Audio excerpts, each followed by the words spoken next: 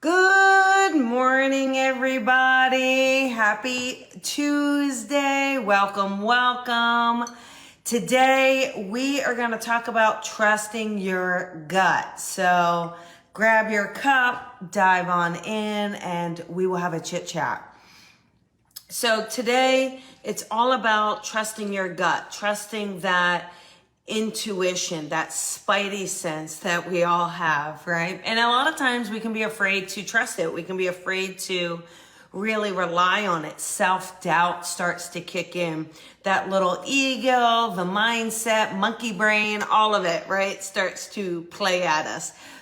But our gut really is our compass. Our gut really does guide us, and it has our best interests at heart. Your gut is not going to lead you astray, okay? So when we are getting that intuitive sense, it is really very quick that it comes in. It's not slow and subtle, right? It's gonna come in quick, like a flash or a nudge. It's really gonna get that feeling, that maybe the hair on the back of your neck, just that spidey sense of that fight or flight.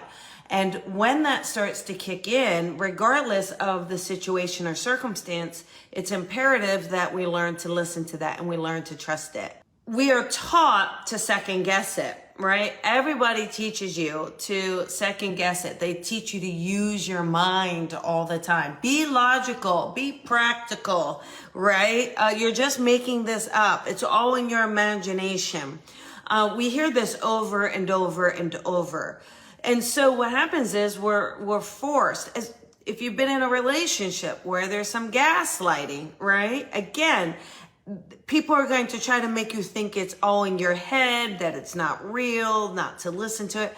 So this is why we've stopped trusting ourselves, right? We tend to put more trust in another for some reason, or more trust in the logical linear thoughts versus really that instinctual, that intuitiveness, that rawness that really is our survival. It is our sense of survival. So when we can peel away the layers, peeling away the layers of, well, I don't want to hurt someone's feelings, or I don't want to appear rude, or maybe I'm overthinking this, maybe I'm exaggerating, right? Rather than creating all the excuses around it, really start going deep to say, wait a second, I have to be unapologetic about trusting my intuition.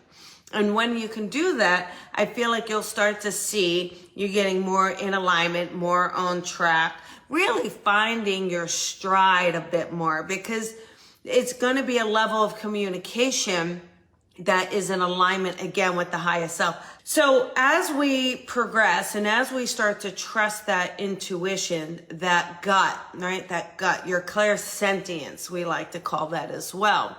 When you're trusting that clairsentience, okay, it is going to shift you. Like I said, it's almost like these little nudges, little flashes that get. Sometimes you're going to learn after the fact, right? You're going to have a nudge, you don't listen to it. Then after the fact, you're going to say, man, I wish I would have listened. I wish I would have known to do this. And I didn't trust myself. So categorize that, write that down, put it in a journal, right? Don't beat yourself up too much about it, but put it in a journal so you can start to acknowledge, wait a second, this is when it's coming in. This is when I need to trust it. This is when I'm really looking to dive deeper with it, okay? And that's how you'll start to really build that feeling. Because once you acknowledge and understand that feeling that comes forward, then it's going to be much easier for you to then go, okay, wait a second, preemptively, I've got this. Preemptively, I know it's this. Trust those thoughts, those feelings, that insight, that comes in. It is very difficult releasing the fear, the worry, and again, not wanting to be impolite, not wanting to offend someone. But at the end of the day, your safety, your survival, your next steps, your success, it really counts. It really matters. I was working with a student who wanted to take a step towards something, but they didn't want to hurt someone else who had helped them with it. And it's kind of like, look, at the end of the day, You have to take care of your path and your success. And it's great to be empathetic and not to want to hurt another, but your intuition is to do something different. Your intuition is telling you to go in a different direction, and we have to trust that. We cannot hold ourselves back for the sake of another, because then you're just going to have resentment. You're going to be unhappy. You're not going to feel like you're living your purpose. So it's important, and it is hard when you have a lot of responsibilities, right? It's very difficult when you have those responsibilities asking you to step up, to step in, to kind of take time for yourself.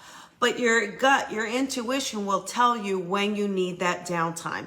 It will tell you when you need to focus on you. It will tell you when rest is imperative. It will tell you when to take that next step, whether that's a career move, a new job, anything that is real, a new relationship, working out on a relationship. It really is going to help you once we learn to really trust it. The other thing too is I see people really wanting to hold on, and I feel like people really, really want to hold on, and they really want to stay put, and they're afraid of change, right? Even though their intuition is saying it's time to change. But you're being told, wait a minute, I know I need to change, but I'm afraid to change. I don't want to do it. Your intuition is saying it's time for the next step, but now I'm afraid of the next step. So got to work through the fear, got to work through those blocks. When you can trust your intuition, it will literally just catapult you to the next level. It will catapult you, okay? And as you do that, as you tear away those anchors, those cords, those beliefs, those negative relationships, attachments, whatever it is, once you move past and kind of cut through all the muck, then you're going to go, wait a second, this was here all along. You're going to see how pure and connected your intuition is, your gut instincts. Now, a couple things. I am not a doctor and certainly not diagnosing. However, I would consider, if you're having some tummy or intestinal issues, digestion issues, perhaps it's because your clairsentience is muddy. Your clairsentience is not being heard, right? That maybe there's not a sense of peace of being in alignment. So other than going to the doctor and figuring all that out, if there's nothing else, and perhaps it's stress or it's a worry or it's just kind of not listening to the path, the next steps, that gut.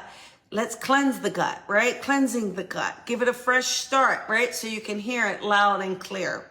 But by trusting the gut, by trusting your intuition, you will make fewer mistakes, right?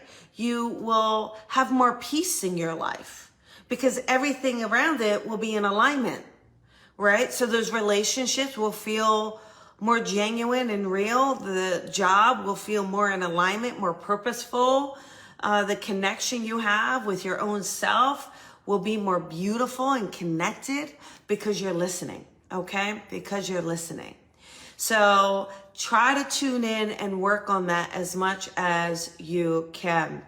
So coming up, we have the Pet Psychic Night. This is going to be an evening of pet psychic and mediumship readings connecting to your fur babies. And they're really a lot of fun.